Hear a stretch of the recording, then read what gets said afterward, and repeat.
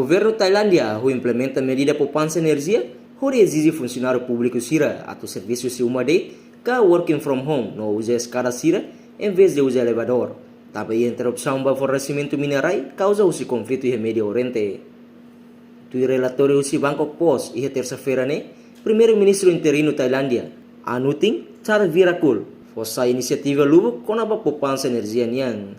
Medida hirane inclui suspender viagem para livre. Tau ar-condicionado e a grau no resing nem toro no resing hito Celsius no usa camisola limang badak lah o gravata.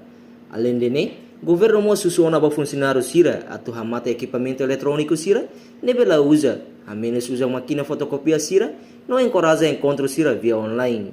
Situação hanessa acontece mo siya nação Bangladesh, Pakistan, no Filipina. Nebe ahu introdução na medida hirakne inclui taka escola sira no arranjo sira serviço via online.